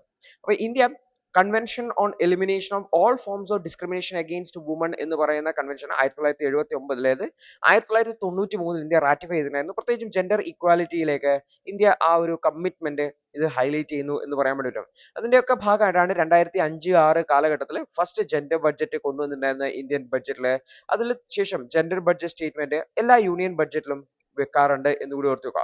Ministry of woman and child development ആണ് ഇതിന്റെ സെൻട്രൽ നോഡൽ ഏജൻസി ആയിട്ട് വർക്ക് ചെയ്യുന്നതായിട്ടുള്ള ജെൻഡർ ബഡ്ജറ്റിങ്ങിന്. അതിനുശേഷം മിനിസ്ട്രി ഓഫ് ഫിനാൻസിന് നൽകും. അവർക്ക് സെപ്പറേറ്റ് ആയിട്ടുള്ള ഒരു ജെൻഡർ ബഡ്ജറ്റ് സെൽസ് ഉണ്ട് എന്ന് കൂടി ഓർത്ത് വെക്കുക. എല്ലാ മിനിസ്ട്രീസിലും ഇത്തരത്തിലുള്ള ഈ ഒരു ജെൻഡർ ബഡ്ജറ്റ് സെൽസിന് കിട്ടുന്ന ഡാറ്റയൊക്കെ വെച്ചുകൊണ്ടാണ് ഈ ഒരു ministry of woman and child development ഇത്തരത്തിലുള്ള ജെൻഡർ ബഡ്ജറ്റ് പ്രിപ്പയർ ചെയ്യുന്നതായിട്ടുള്ളത്. അപ്പോൾ ഇത് സമർത്ഥ്യ സബ് സ്കീം, മിഷൻ ശക്തിയുടെ കീഴിലുള്ള സമർത്ഥ്യ സബ് സ്കീമിന്റെ ഭാഗമായിട്ടാണ് ജെൻഡർ ബഡ്ജറ്റിംഗ് വരുന്നത് എന്ന് ഓർത്തുക. ഇത് ministry of woman and child ഡെവലപ്മെന്റിന്റെ കീഴിൽ സ്ത്രീകളുടെ എംപവർ ചെയ്യുക എന്നുള്ള ഉദ്ദേശത്തിൽ കൊണ്ടുവന്നിട്ടുള്ള ഒരു പദ്ധതിയാണ് എന്ന് കൂടി ഓർത്തു വെക്കുന്നതാണ്. അപ്പോൾ ഇതിന്റെ ഇമ്പോർട്ടൻസ് എന്ന് വെച്ചാൽ റിസോഴ്സ് അലോക്കേഷനെ ഒപ്റ്റിമൈസ് ചെയ്യുക, സ്ത്രീകൾക്ക് വേണ്ടിയിട്ട് പ്രത്യേകമായിട്ടുള്ള ഫണ്ടുകൾ അലോക്കേറ്റ് ചെയ്യുന്നു എന്നുള്ളത് കൊണ്ട് തന്നെ ആ ഒരു മേഖലയിലേക്ക് അല്ലെങ്കിൽ ആ ഒരു ജെൻഡർ ഗ്യാപ്പ് അഡ്രസ് ചെയ്യാൻ ഇത് ഉപയോഗിക്കുന്നുണ്ട് എന്നുള്ളതാണ്. കൂടാതെ സസ്റ്റൈനബിൾ ഡെവലപ്മെന്റ് ഗോൾ ആയിട്ടുള്ള 5 ജെൻഡർ ഇക്വാലിറ്റിയുമായി ബന്ധപ്പെട്ട ഗോൾ അച്ചീവ് ചെയ്യാൻ വേണ്ടിയിട്ട് ഇത് സഹായിക്കും. അക്കൗണ്ടബിലിറ്റി ഉറപ്പുവരുത്തും. കാരണം 30 കോടി രൂപ സ്ത്രീകൾക്ക് വേണ്ടി മാറ്റിവെച്ചു, ഇതിൽ എത്ര കോടി രൂപ കൃത്യമായിട്ട് ചെലവഴിച്ചിട്ടുണ്ട് എന്ന് മനസ്സിലാക്കാൻ വേണ്ടി പറ്റും. അപ്പോൾ ഫണ്ട് അലോക്കേഷനും അതിന്റെ യൂസേജും കൃത്യമായിട്ട് ട്രാക്ക് ചെയ്യാൻ വേണ്ടി പറ്റും. അതായത് ജെൻഡർ ഇക്വാലിറ്റി മീറ്റ് ചെയ്യുന്നുണ്ടോ ഇല്ലയോ എന്ന് മനസ്സിലാക്കാൻ പറ്റും എന്നുള്ളതാണ്. അതേപോലെ തന്നെ പബ്ലിക് ഫൈനാൻഷ്യൽ മാനേജ്മെന്റിലേക്കും ഈ ഒരു ജെൻഡർ പെർസ്പെക്റ്റീവ്സ് കൊണ്ടുവരിക എന്നുള്ളതാണ്. അതായത് നമ്മളൊരു ഒരു ഡെവലപ്മെന്റൽ ആക്ടിവിറ്റി നടത്തുമ്പോൾ അവിടെ ജെൻഡർ ഇക്വാലിറ്റി കൂടി ഉറപ്പുവരുത്തണം എന്നുള്ള കാര്യം ഹൈലൈറ്റ് ചെയ്യാണ്. അപ്പോൾ കുറെ കൂടി ഇൻക്ലൂസീവ് ആയിട്ടുള്ള ഇഫക്റ്റീവ് ആയിട്ടുള്ള ഒരു ഗവേണൻസ് സിസ്റ്റം കൊണ്ടുവരാൻ വേണ്ടിയിട്ട് സാധിക്കും എന്നുള്ളത് കൂടി ഓർത്തു വയ്ക്കേണ്ടതായിട്ടുണ്ട്. അപ്പോൾ ജെൻഡർ ബഡ്ജറ്റിംഗ് മുന്നേ UPSC മെയിൻസിന് ചോദിച്ചതാണ്, വീണ്ടും ചോദിക്കാം, ഇമ്പോർട്ടൻ്റ് ആണെന്ന് ഓർത്തു വെക്കുക. അടുത്തത് എഥനോൾ ബ്ലെൻഡിങ്ങിലേക്ക് കാര്യമാണ്. എങ്ങനെയാണ് എഥനോൾ ബ്ലെൻഡിങ് ചെയ്യുന്നതായിട്ടുള്ളത്? ഈ എഥനോൾ ബ്ലെൻഡിങ് ഫ്യൂവൽ പെട്രോളിൽ എഥനോൾ ബ്ലെൻഡ് ചെയ്യാൻ വേണ്ടിയിട്ട് ആവശ്യമായിട്ടുള്ള എഥനോൾ നമ്മുടെ രാജ്യത്ത് എങ്ങനെയാണ് പ്രൊഡ്യൂസ് ചെയ്യുന്നതെന്നാണ് നമ്മൾ നോക്കുന്നതായിട്ടുള്ളത്. നമ്മുടെ രാജ്യം 20% എഥനോൾ ബ്ലെൻഡിങ് പെട്രോളിലേക്ക് ടാർഗറ്റ് ചെയ്യുന്നുണ്ടായിരുന്നു. പക്ഷേ ഈ ഒരു ടാർഗറ്റ് ഇന്ത്യ അടുത്ത 2 മാസത്തിനുള്ളിൽ തന്നെ അച്ചീവ് ചെയ്യുമെന്നാണ് പറയുന്നത്. അതായത് പെട്രോളിലേക്ക് 20% എഥനോൾ ബ്ലെൻഡ് ചെയ്യുക എന്നുള്ളതാണ്. കാരണം ഇന്ത്യ നിലവിൽ 1100 കോടി ലിറ്റേഴ്സ് ഓഫ് എഥനോൾ ആണ് ആനുവലി പ്രൊഡ്യൂസ് ചെയ്യുന്നത്. ഇത് നമ്മൾ എഹെഡ് ഓഫ് ഷെഡ്യൂൾ ആണ് എന്നുകൂടി ഓർത്ത് വെക്കുക. അപ്പോൾ എഥനോൾ എന്ന് പറയുന്നത് പ്രൊഡ്യൂസ് ചെയ്യുന്നത് ഷുഗർ പ്രൊഡ്യൂസ് ചെയ്യുന്നുണ്ട്, ഹൈ ഗ്രേഡ് മൊളാസസ്, അതുപോലെ തന്നെ FCI കോർപ്പറേഷനിൽ നിന്ന് കിട്ടുന്ന അരി, ബ്രോക്കൺ റൈസ്, മൈസ്, ചോളം തുടങ്ങിയിട്ടുള്ളതിൽ നിന്നൊക്കെ പ്രൊഡ്യൂസ് ചെയ്യുന്നുണ്ട്. ഇന്ത്യയിൽ നിലവിൽ 1600 കോടി ലിറ്റേഴ്സ് എഥനോൾ പ്രൊഡ്യൂസ് ചെയ്യാൻ വേണ്ടിയിട്ട് കപ്പാസിറ്റി ഉണ്ട് എന്ന് ഓർത്ത് വെക്കുന്നതാണ്. പ്രധാനമായിട്ടും ഷുഗർ ആണ്, പഞ്ചസാരയാണ് എഥനോൾ പ്രൊഡക്ഷന് വേണ്ടി ഉപയോഗിക്കുന്നതായിട്ടുള്ളത്. 400 കോടി ലിറ്ററോളം എഥനോൾ പ്രൊഡ്യൂസ് ചെയ്യുന്ന ഇതിലാണ്. അതിന് വേണ്ടിയിട്ട് 40 ലക്ഷം ടണ്ണോളം ഷുഗർ ഈ ഒരു എഥനോൾ പ്രൊഡക്ഷന് വേണ്ടിയിട്ട് 2024 പോയിട്ടുണ്ടായിരുന്നു എന്നുകൂടി ഓർത്ത് വെക്കുക. റിമൈനിങ് എഥനോൾ പ്രൊഡ്യൂസ് ചെയ്യുന്നതായിട്ടുള്ളത് റൈസിൽ നിന്നും മൈസിൽ നിന്നൊക്കെയാണ് എന്നുകൂടി ഓർത്ത് വെക്കുന്നതാണ്. ഇപ്പോൾ ഗവൺമെന്റ് ഫുഡ് കോർപ്പറേഷൻ ഓഫ് ഇന്ത്യയുടെ റൈസിന്റെ പ്രൈസ് 22.5 per kg എന്ന രീതിയിലേക്ക് കുറച്ചിട്ടുണ്ടായിരുന്നു. അതുവഴി ഏകദേശം 110 കോടി ലിറ്റേഴ്സ് ഓഫ് എഥനോൾ റൈസിൽ നിന്ന് പ്രൊഡ്യൂസ് ചെയ്യുന്നുണ്ട്. മൈസ് പ്രൊഡക്ഷൻ, മൈസിൽ നിന്നുള്ള, ചോളത്തിൽ നിന്നുള്ള എഥനോൾ പ്രൊഡക്ഷൻ 400 കോടി ലിറ്റേഴ്സിലേക്ക് എത്തുന്നുണ്ട് എന്നുകൂടി ഓർത്തു വെക്കേണ്ടതായിട്ട്. അപ്പോൾ ഇവിടെ എഥനോൾ പ്രൊഡക്ഷന് വേണ്ടിയിട്ട് മൈസ് ഇപ്പോൾ കൂടുതലായിട്ട് ലഭ്യമാകുന്നുണ്ട് എന്നാണ്. നേരത്തെ എഥനോളിന് വേണ്ടിയിട്ട് മൈസ്, ചോളം എന്ന് പറയുന്നതിനെ കൂടുതലായിട്ട് ഉപയോഗിക്കുന്നുണ്ടായിരുന്നില്ല. 2024-25 9 മില്യൺ ടൺ ഓഫ് എഥനോൾ ആണ് നമ്മൾ കോൺട്രിബ്യൂട്ട് ചെയ്യുന്നതായിട്ടുള്ളത്. അപ്പോൾ മൈസ് പ്രൊഡ്യൂസിങ് സ്റ്റേറ്റ്സ് ആയിട്ടുള്ള കർണാടക, മധ്യപ്രദേശ്, മഹാരാഷ്ട്ര, ആന്ധ്രാപ്രദേശ് എന്നൊക്കെ മൈസിന്റെ ലഭ്യതയുണ്ട്. അപ്പോൾ മൈസ് ഇപ്പോൾ ഉപയോഗിക്കുന്നതിന് വേണ്ടിയിട്ടുള്ള സ്റ്റെപ്സും ടെക്നോളജിയും ഡെവലപ്പ് ചെയ്തിട്ടുണ്ട്. അതിന്റെ ഭാഗമായിട്ട് മൈസ് എഥനോൾ പ്രൊഡക്ഷന് വേണ്ടി യൂസ് ചെയ്യുന്നുണ്ട്. അപ്പോൾ ഫാമേഴ്സിനും ഈ ഒരു അഡ്വാൻറ്റേജ് കിട്ടുന്നുണ്ട്. കാരണം എഥനോൾ പ്രൊഡക്ഷന് വേണ്ടി മൈസ് നൽകുന്ന വഴി അവർക്ക് കൂടുതൽ വരുമാനം കിട്ടുന്നു എന്നുള്ളതാണ്. നമ്മുടെ രാജ്യത്തേക്കുള്ള മൈസ് 2024 ഇമ്പോർട്ട്, ഇറക്കുമതി വളരെയധികം വർദ്ധിച്ചിട്ടുണ്ട്. 100 കോടി രൂപയോളമുള്ള ഇമ്പോർട്ടാണ് ഏപ്രിൽ ജൂൺ മാസത്തിൽ ഉണ്ടായിരുന്നത് ഇത് ഓർത്ത് വെക്കാം. അപ്പോൾ ഈ ഒരു മൈസ് പ്രൊഡക്ഷൻ, മൈസ് പ്രൊഡ്യൂസ് ചെയ്തിട്ട് ആ മൈസ് എഥനോളിന് വേണ്ടി യൂസ് ചെയ്യുന്നതിന് വേണ്ടിയിട്ട് അഡ്വാൻറ്റേജ് ഉണ്ട്. കാരണം 3 വർഷത്തിനുള്ളിൽ അഡീഷണൽ ആയിട്ടുള്ള 6 മില്യൺ ടൺ എഥനോൾ പ്രൊഡ്യൂസ് ചെയ്യാൻ വേണ്ടിയിട്ട് നമ്മുടെ രാജ്യത്തിന് പറ്റി. അതേപോലെ തന്നെ ഈ മൈസ് ഉപയോഗിക്കുമ്പോൾ അതിനൊരു ബൈ പ്രൊഡക്റ്റ് ഉണ്ടാവുന്നുണ്ട്, ഡിസ്റ്റിലേഴ്സ് ഡ്രൈഡ് ഗ്രെയിൻസ് വിത്ത് സൊല്യൂബിൾസ് എന്ന് വിളിക്കുന്നത്. അപ്പോൾ ഇതിനെ പൗൾട്രി ഫീഡായിട്ട് നമ്മളെ കോഴിത്തീറ്റയും കാലിത്തീറ്റയും ഒക്കെ ആയിട്ട് ഉപയോഗിക്കാൻ പറ്റും എന്നുള്ളതാണ്. പ്രധാനമായിട്ട് കോഴിത്തീറ്റയായിട്ട് ഉപയോഗിക്കാൻ പറ്റും എന്നുള്ളതാണ് ഈ ഒരു. അതുകൊണ്ട് തന്നെ ഈ ഒരു ഫീഡ് മാർക്കറ്റിലെ ഇഷ്യൂസിനെ അഡ്രസ് ചെയ്യാനും നമുക്ക് ഈ ഒരു ബൈ പ്രൊഡക്റ്റിനെ യൂസ് ചെയ്യാൻ വേണ്ടി പറ്റും എന്നുകൂടി ഓർത്ത് വെക്കുക. അപ്പോൾ ഇത്തരത്തിലുള്ള എഥനോൾ പ്രൊഡക്ഷൻ വഴി പെട്രോളിൽ ബ്ലെൻഡ് ചെയ്യുന്ന വഴി നമുക്ക് 20% പെട്രോളിന്റെ ഉപയോഗം കുറക്കാൻ പറ്റും അല്ലേ. 20% എഥനോൾ കയറ്റുന്ന വഴി 20% പെട്രോളിന്റെ ഉപയോഗം കുറക്കാൻ പറ്റും. അത് നമ്മുടെ രാജ്യത്തിന് ഏകദേശം 6000 കോടി രൂപ ഒരു വർഷം എന്ന രീതിയിലാണ് ഓയിൽ ഇമ്പോർട്ടിൽ ലാഭം ഉണ്ടാവുക എന്ന് ഓർത്ത് വെക്കുക. അതേസമയത്ത് കർഷകർക്കാണെങ്കിൽ എക്കണോമിക് ബെനിഫിറ്റുകളും ഉണ്ടാവും എന്നുകൂടി ഓർത്ത് വെക്കുക. അതുവഴി റൂറൽ ഇൻകം വർദ്ധിക്കാൻ പറ്റും. ഇന്ത്യയുടെ ആനുവൽ ഇമ്പോർട്ട് ബിൽ എന്ന് പറഞ്ഞാൽ ഏകദേശം 10.5 ലക്ഷം കോടിയാണ്. എഥനോൾ പ്രൊഡക്ഷൻ വഴി ഇത് കുറക്കാൻ പറ്റുന്നു, ഇന്ത്യയുടെ ഇമ്പോർട്ട് ബില്ല് കുറക്കാൻ പറ്റും എന്നുമാണ് പ്രതീക്ഷിക്കുന്നതായിട്ടുള്ളത്. ഇതിന്റെ ഒരു ചാലഞ്ച് ആയിട്ടുള്ളത് ഇത് ഫുഡ് അവൈലബിലിറ്റിയെ ചാലഞ്ച് ചെയ്യുമോ എന്നുള്ളൊരു കാരണം ബ്രോക്കൺ റൈസും ഒക്കെ യൂസ് ചെയ്യുന്നുണ്ട്. സോ അത് നമ്മൾ ഭക്ഷണത്തിന് എണ്ണ കിട്ടാതെ നമ്മൾ എഥനോൾ പ്രൊഡ്യൂസ് ചെയ്യുമോ എന്നുള്ളൊരു കൺസേണും കൂടെ റേസ് ചെയ്യപ്പെടുന്നുണ്ട് എന്നുള്ള കാര്യം കൂടി ഓർത്തു വയ്ക്കാൻ വേണ്ടിയിട്ട് ശ്രമിക്കാം. അടുത്തൊരു വാർത്ത മൈക്രോഫോൺസും ആംപ്ലിഫയേഴ്സുമായി ബന്ധപ്പെട്ടാണ്. ആംപ്ലിഫയേഴ്സ് ഹൗ ദേ വർക്ക് എന്നുള്ളതാണ്. കുറച്ച് സയൻസ് ബേസ്ഡ് ആയിട്ടുള്ളതാണ്. നമ്മൾ ഒരുപാട് ഡീപ്പിലേക്ക് പോയില്ല, ബ്രീഫ് ആയിട്ട് മനസ്സിലാക്കുക എങ്ങനെയാണ് ആംപ്ലിഫയേഴ്സ് വർക്ക് ചെയ്യുക എന്നുള്ളത്. അപ്പോൾ ആംപ്ലിഫയേഴ്സ് എന്ന് പറയുമ്പോൾ നിങ്ങൾക്കുണ്ടാവും, നിങ്ങളിപ്പോൾ ഒരു ഏതെങ്കിലും പ്രോഗ്രാമിന് പങ്കെടുക്കുകയാണെങ്കിൽ നമ്മൾ സംസാരിക്കുന്ന ആളുടെ മുന്നിൽ ഒരു മൈക്ക് ഉണ്ടാവും. ഈ മൈക്ക് ഇപ്പോൾ വയർലെസ്സും ഉണ്ട്, വയേർഡ് മൈക്കും ഉണ്ട്. ഈ വയേർഡ് മൈക്ക് പോയിട്ട് ഒരു ആംപ്ലിഫയറിലേക്ക് പോകും. ഓക്കെ, ആംപ്ലിഫയറിൽ നിന്ന് അത് എവിടത്തേക്ക് പോകും? സ്പീക്കറിലേക്ക് പോകും. ഈ സ്പീക്കറിൽ നിന്നാണ് നമ്മൾ ഒച്ചത്തിൽ ശബ്ദം കേൾക്കുന്നതായിട്ടുള്ളത്. ഇതൊരു സിമ്പിൾ നെറ്റ്വർക്ക് ആണ്. ഇതിനിടയിൽ പ്രീ ആംപ്ലിഫയർ, അതുപോലെ ബൂഫേഴ്സ്, സബ് ബൂഫേഴ്സ് എന്നൊക്കെ പറഞ്ഞിട്ടുള്ളതുണ്ട്. നമ്മൾ അതൊന്നും നോക്കുന്നില്ല. ജസ്റ്റ് 3. ആദ്യത്തെ പാർട്ടാണ് മൈക്രോഫോൺ എന്ന് പറയുന്നത്, മൈക്രോഫോൺ. രണ്ടാമത്തതാണ് ആംപ്ലിഫയർ എന്ന് പറയുന്നത്. മൂന്നാമത്തെ നമുക്ക് സ്പീക്കർ എന്ന് പറയാൻ വേണ്ടി പറ്റും. അപ്പോൾ ഇതെന്താണ് സംഭവം എന്നുള്ളതാണ് നമ്മൾ മനസ്സിലാക്കുന്നത്. അപ്പോൾ നമ്മൾ ഒരാൾ സംസാരിക്കുമ്പോൾ അയാളുടെ വോയിസ് ആണ് വരിക. വോയിസ് എന്ന് പറഞ്ഞു കഴിഞ്ഞാൽ സൗണ്ട് വേവ്സ് ആണ്. ഈ സൗണ്ട് വേവ്സിനെ ഈ ഒരു മൈക്രോഫോൺ അല്ലെങ്കിൽ മൈക്ക് എന്ന് പറയുന്നത് ഇലക്ട്രിക്കൽ എനർജി ആക്കി മാറ്റും, ഇലക്ട്രിക്കൽ സിഗ്നൽസ് ആക്കി മാറ്റും. ഈ ഒരു ഇലക്ട്രിക്കൽ സിഗ്നൽസ് ആംപ്ലിഫയറിൽ വരും. ആംപ്ലിഫയർ ഇലക്ട്രിക്കൽ സിഗ്നൽസിനെ ആംപ്ലിഫൈ ചെയ്യും. ആംപ്ലിഫൈ ചെയ്യുക എന്ന് വെച്ചാൽ ഇതാണ് നോർമലി വരുന്ന വേവ് സിഗ്നൽ എങ്കിൽ ആംപ്ലിഫൈ ചെയ്യുക എന്ന് പറഞ്ഞാൽ ഇതാണ് സിഗ്നൽ എങ്കിൽ ആംപ്ലിഫൈ എന്ന് വെച്ചാൽ ഇതിനെ ഉച്ചത്തിലാക്കുക അല്ലെങ്കിൽ ശബ്ദം കൂട്ടുക എന്നുള്ളതാണ്. അപ്പോൾ ഈ വേവ്സിനെ ഇൻക്രീസ് ചെയ്യുക എന്നുള്ളതാണ്. അപ്പോൾ ആംപ്ലിഫിക്കേഷന് വ്യത്യസ്ത മെത്തേഡുകൾ ഉണ്ട്. ആംപ്ലിഫൈ ചെയ്യുന്നു. ഇപ്പോൾ ഈ സിഗ്നലിനെ ആംപ്ലിഫൈ ചെയ്ത് കഴിഞ്ഞാൽ സിഗ്നൽ ഉണ്ടാവുക ഇങ്ങനെയായിരിക്കും. അതായത് ഈ നമ്മൾ ശബ്ദം ഒച്ച എന്ന് പറയുന്നത് ഇതിനെയാണ് ആംപ്ലിറ്റ്യൂഡ് എന്ന് പറയാ. ഈ ഹൈറ്റ് ഇതിനെയാണ് നമ്മൾ ശബ്ദം എന്നതുകൊണ്ട് ഉദ്ദേശിക്കുന്നത്. ഒച്ച കൂടുതൽ അല്ലെങ്കിൽ ശബ്ദം കൂടുതൽ എന്ന് പറയുമ്പോൾ ഈ ഒരു ആംപ്ലിഫിക്കേഷൻ എന്ന് പറയുന്ന പ്രോസസ്സ് നമുക്ക് കാണാൻ വേണ്ടി വരും. അപ്പൊ ഇതാണ് ആംപ്ലിഫൈഡ് ആയിട്ടുള്ള സിഗ്നൽ. ഈ ഒരു ഇലക്ട്രിക്കൽ സിഗ്നൽ സ്പീക്കറിലേക്കും സ്പീക്കറിൽ നിന്ന് ആ ഇലക്ട്രിക്കൽ സിഗ്നലിനെ വീണ്ടും ശബ്ദ സിഗ്നലുകളാക്കി മാറ്റും. ഈ ശബ്ദ സിഗ്നലുകളാണ് വളരെ ലൗഡ് ആയിട്ട് നമ്മൾ കേൾക്കുന്നതെന്ന് ഓർത്ത് വെക്കുന്നതാണ്.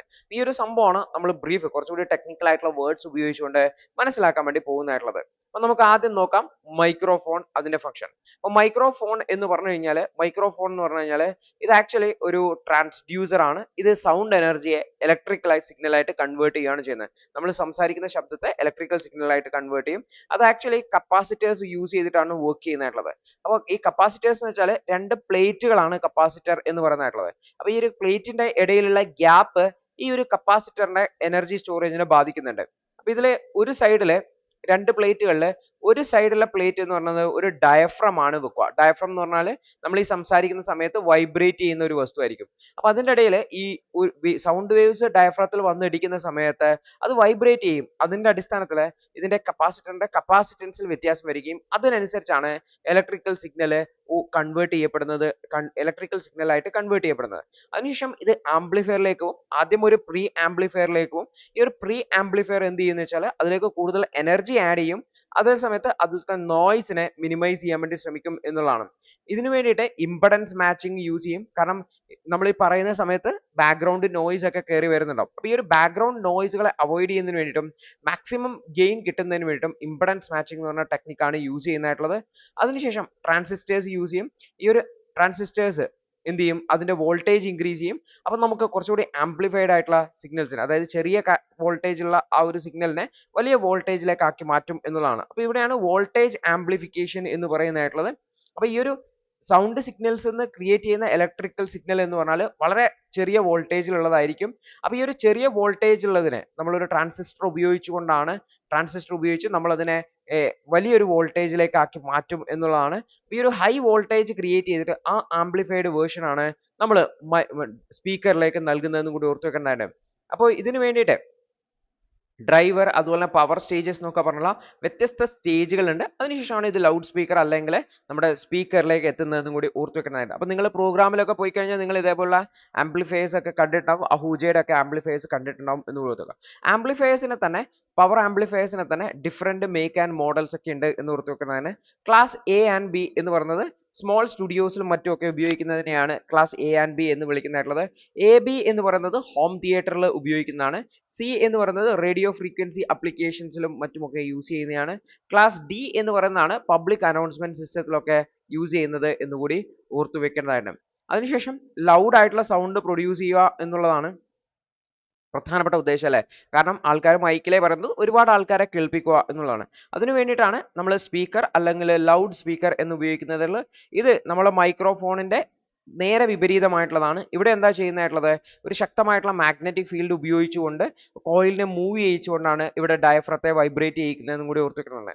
അപ്പോൾ ഇൻപുട്ട് സിഗ്നൽ ലൗഡർ ആയിരിക്കും, അതിനനുസരിച്ച് ഡയഫ്രം മൂവ് ചെയ്യും, അതിനനുസരിച്ച് ലൗഡർ ആയിട്ടുള്ള സൗണ്ട് പ്രൊഡ്യൂസ് ചെയ്യും എന്നുകൂടി ഓർത്ത് വെക്കുക. അപ്പോൾ ഇവിടെ ശക്തമായിട്ടുള്ള മാഗ്നറ്റുകൾ ഉപയോഗിച്ച് വലിയ ഡയഫ്രംസ് ഒക്കെ ഉപയോഗിച്ച് ഹയർ പവർ ഇൻപുട്ട് സിഗ്നൽസ് ഒക്കെ ഉപയോഗിച്ചുകൊണ്ട് നമുക്ക് ഉയർന്ന വോളിയത്തിൽ ആൾക്കാരെ കേൾപ്പിക്കാൻ പറ്റും എന്നുള്ള കാര്യം കൂടി ഓർത്തു വയ്ക്കാൻ വേണ്ടി ശ്രമിക്കുക.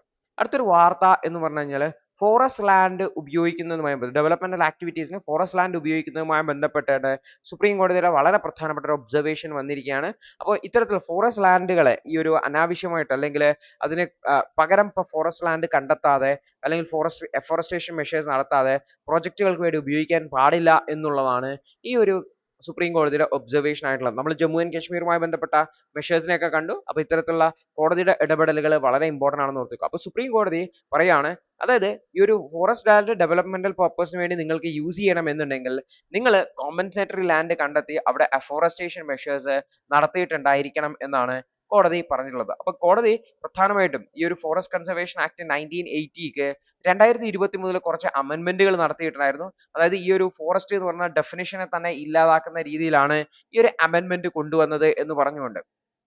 അപ്പോൾ കോടതി ആ ഒരു ഡെഫിനിഷനെ ഹൈലൈറ്റ് ചെയ്തു. പ്രത്യേകിച്ച് ഫോറസ്റ്റ് എന്ന് പറയുന്നത് വളരെ ബ്രോഡ് ആയിരിക്കണം. കൂടുതൽ ഏരിയയെ മാക്സിമം ഏരിയയെ ഫോറസ്റ്റ് എന്ന രീതിയിൽ കവർ ചെയ്യുന്ന രീതിയിലായിരിക്കണം ഈ ഒരു ഫോറസ്റ്റ് എന്ന് പറയുന്നതിന്റെ ഡെഫിനിഷൻ വരേണ്ടതായിട്ടുള്ളതെന്നാണ്. ഇതുമായി ബന്ധപ്പെട്ട വളരെ പ്രധാനപ്പെട്ട ഒരു ജഡ്ജ്മെന്റ് ആണ് ഗോദവർമ്മൻ തിരുമുൽപ്പാട് കേസ്. തമിഴ്നാടുമായി ബന്ധപ്പെട്ടാണ് 1996 കേസ്. ആ ഒരു കേസിൽ വന്നിട്ടുള്ള റൂളിംഗ് കോടതി ഹൈലൈറ്റ് ചെയ്യുകയും ചെയ്തിട്ടുണ്ടായിരുന്നു. അപ്പോൾ സെൻട്രൽ ഗവൺമെന്റ് അമെൻമെന്റ് ചെയ്ത വഴി ഗവൺമെന്റ് റെക്കോർഡുകളിലുള്ള ഈ ഒരു ഫോറസ്റ്റുകളുടെ അളവ് വർദ്ധിപ്പിക്കുകയാണ് ചെയ്തത്. അത് പ്രത്യേകിച്ചും ഫോറസ്റ്റ് ഏരിയ കുറക്കുകയല്ല ചെയ്യുന്നത്, ഫോറസ്റ്റ് ഏരിയ വർദ്ധിപ്പിക്കുകയാണ് ചെയ്യുന്നതെന്ന് കോടതി പറഞ്ഞിട്ടുണ്ടായിരുന്നു. പക്ഷെ കോടതി പറഞ്ഞതെന്ന് വെച്ചാൽ ഇത്തരത്തിലുള്ള ഫോറസ്റ്റ് റെക്കോർഡുകളെ സംബന്ധിച്ചുള്ള കൺസോളിഡേറ്റഡ് ആയിട്ടുള്ള റെക്കോർഡ് ഉണ്ടാക്കണം. അപ്പോൾ ഒരു വർഷത്തിനുള്ളിൽ കൃത്യമായിട്ടുള്ള ഫോറസ്റ്റ് ബൗണ്ടറീസും ഒക്കെ സെറ്റപ്പ് ചെയ്യണം എന്ന് പറഞ്ഞു. അതുപോലെ തന്നെ ഫോറസ്റ്റുകളെ വെറുതെ നശിപ്പിക്കാൻ പറ്റില്ല എന്നും കോടതി ഹൈലൈറ്റ് ചെയ്തിട്ടുണ്ട് എന്ന് കൂടി ഓർത്ത് വെക്കുന്നതാണ്. അടുത്തതാണ് പ്ലാസ്റ്റിക് വേസ്റ്റിനെ മാനേജ് ചെയ്യാൻ പറ്റുള്ള ബയോളജിക്കൽ സൊല്യൂഷൻസ് ഡെവലപ്പ് ചെയ്യുന്നു എന്ന് പറഞ്ഞുകൊണ്ട്, അതായത് ബാക്ടീരിയ ഒക്കെ ഉപയോഗിച്ചുകൊണ്ട് പ്ലാസ്റ്റിക് വേസ്റ്റിനെ മാനേജ് ചെയ്യുന്നതിനെ കുറിച്ചാണ് ഈ ഒരു ആർട്ടിക്കിളിൽ ഹൈലൈറ്റ് ചെയ്യുന്നതായിട്ടുള്ളത്. അപ്പം നമ്മൾ നോക്കിക്കഴിഞ്ഞാൽ ഡ്രഗ് ഡിസ്കവറി ലാബുകളിലൊക്കെ, അതായത് മെഡിക്കൽ ലാബുകളിലൊക്കെ ഒരുപാട് പ്ലാസ്റ്റിക് വേസ്റ്റുകൾ, അത് ടിപ്പുകളായിക്കോട്ടെ, പിപ്പറ്റുകളായിക്കോട്ടെ, ബോട്ടിലുകളായിക്കോട്ടെ ഉണ്ട്. ഈ ഒരു പ്ലാസ്റ്റിക്കിനെയൊക്കെ മാനേജ് ചെയ്യുക ഭയങ്കര ബുദ്ധിമുട്ടാണ്.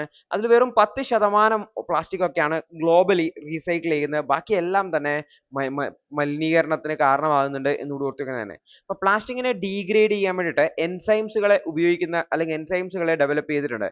ഉദാഹരണത്തിന് പ്ലാസ്റ്റിക്കിലായുള്ള പോളി എഥിലീൻ ടെറാഫ്തലേറ്റ് എന്ന് പറയുന്ന പ്ലാസ്റ്റിക്കിനെയൊക്കെ ബ്രേക്ക് ഡൗൺ ചെയ്യാൻ വേണ്ടിയിട്ട് നാച്ചുറൽ എൻസൈംസിനെ യൂസ് ചെയ്യാറുണ്ട്. പക്ഷെ അത് ഭയങ്കര സ്ലോ ആണ് എന്നുള്ളതാണ്.